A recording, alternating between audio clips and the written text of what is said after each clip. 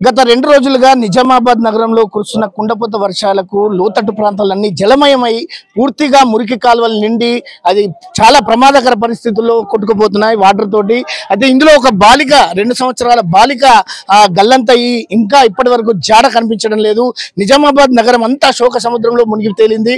మొత్తానికైతే ఈ మురికి కాలువలు నగరంలో పూర్తిగా లోతట్టు ప్రాంతాలన్నీ జలమయమైపోయి పూర్తిగా ఇళ్లలోకి నివాస ప్రాంతాల్లోకి చొచ్చుకొని వచ్చి అనేక మంది ప్రాణాలకు ప్రాణ సంకటంగా మారింది. అయితే ఈ నిజామాబాద్ నగరంలోని ఏదైతే సాయినగర్ మనకు ఇక్కడ రేడియో స్టేషన్ వెనక వైపున ఉన్న సాయినగర్ ప్రాంతంలో ఈ సంఘటన చోటు చేసుకుంది.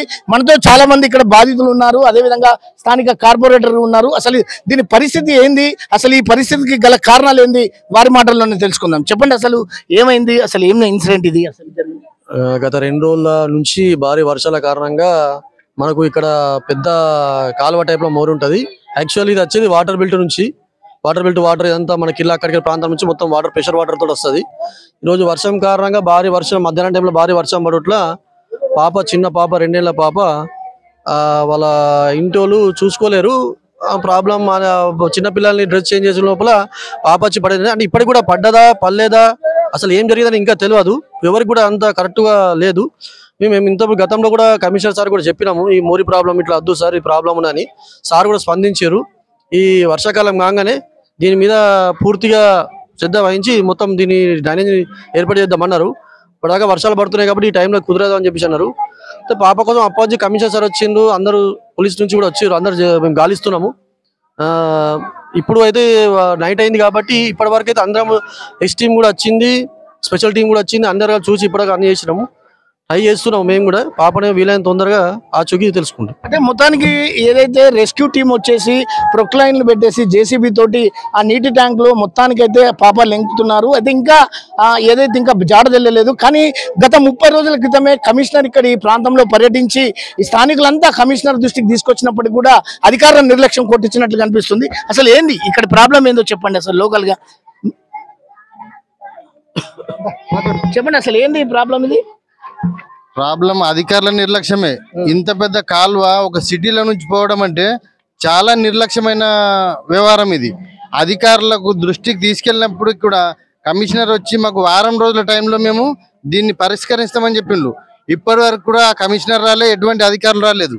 కాబట్టి ఈ అధికారుల నిర్లక్ష్యంకు చిన్న పసిపాప బలైందని చెప్పేసి అనుకోవడం సర్వసామాన్యమే. కాకపోతే ఆ పాప నిజంగా ఇందులో పడ్డదా లేక ఎవరైనా కిడ్నాప్ చేసినా ఆ తరఫు నుంచి కూడా అధికారులు చర్యలు తీసుకోవాలని చెప్పేసి మేమైతే కోరుతున్నాం. చూస్తున్నాం మనం విజువల్స్ లో ఈ మురికి కాలువ ఏదైతే పూర్తిగా మనకు ఇక్కడ మొత్తం ఇక్కడ నివాస ప్రాంతాలలో ఈ వాటర్ అంతా ప్రవహిస్తుంది, ఇళ్లలోకి చేరుతుంది. అదేవిధంగా ఇక్కడ ప్రొక్లైన్ తోటి పాప జాడను మనకు వెతుకుతున్న దృశ్యాలు మాత్రం మనం ఇక్కడ చూస్తున్నాం. రాత్రుల్లో ఫ్లడ్ లైట్ల సమక్షంలో ఇక్కడ మున్సిపల్ అధికారులు తర్వాత అదేవిధంగా వారంతా ఇక్కడ ఏర్పాటు చేస్తున్నట్లుగా మనకు కనిపిస్తుంది. ఇక్కడ కొంతమంది బాధితులు ఏదైతే సంబంధించిన కుటుంబీకులు ఉన్నారు, వారితో మాట్లాడే ప్రయత్నం చేద్దాం. వాళ్ళు మనకు ఇక్కడ ఉన్నారు, వారి ఒక్క నిమిషం మనకు ఇక్కడ ఏదైతే వీళ్ళకి సంబంధించిన వాళ్ళు ఉన్నారు, వాళ్ళ ఆర్ధనాదాలు మనకు ఉన్నాయి. అమ్మ చెప్పండి, ఎవరి పాప?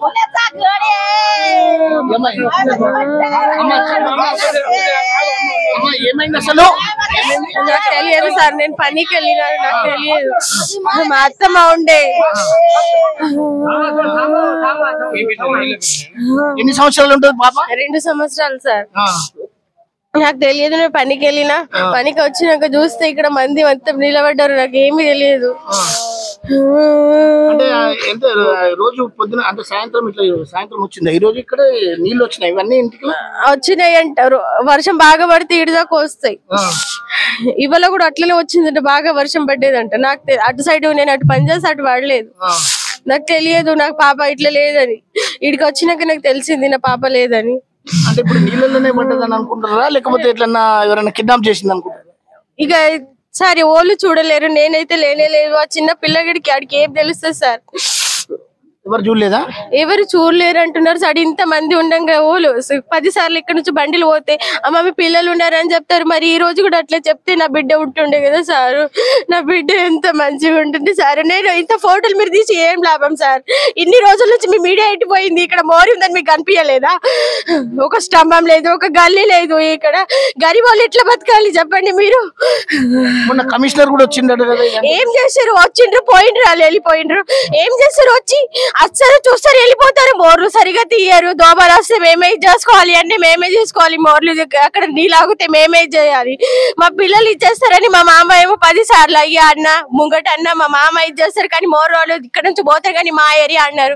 మా ఏరియా కాదన్నారు సార్. ఎవరికి చెప్పాలి సార్ చెప్పండి మీరు? మా ఫోటోలు ఇప్పుడు మీరు తీస్తున్నారు, మీడియాలో వస్తాయి, కానీ మా పాప ఫోటో వస్తుందా సార్ చెప్పండి మీరు? మొత్తానికి ఆ తల్లి రోదన హృదయ విదారకంగా ఆ అమ్మ మనసు చొట్టుకుంటుంది. అయితే మొత్తానికి అయితే మున్సిపల్ అధికారుల నిర్లక్ష్యము, అదే విధంగా ఇక్కడ స్థానికులు కూడా ఎంత మొత్తుకున్నా కానీ వాళ్ళంతా ఈ ప్రాంతంలో ఎలాంటి చర్యలు కూడా తీసుకోలేదని చెప్పేసి వారంతా ఏడుపు నినాదాలతో చేస్తున్నారు. అయితే మొత్తానికి మున్సిపల్ అధికారులు మరింత స్పందించి పూర్తి స్థాయిలో ఆ బాలికను వెతికి ఆ మృతదేహాన్ని మాకు అప్పిస్తే మేము అంత్యక్రియలు చేసుకుంటామని చెప్తున్నారు. కెమెరా పర్సన్ గోపాల్తో కలిసి అంగిరేకుల సాయిలు, జీ తెలుగు న్యూస్, ఉమ్మడి నిజామాబాద్ జిల్లా.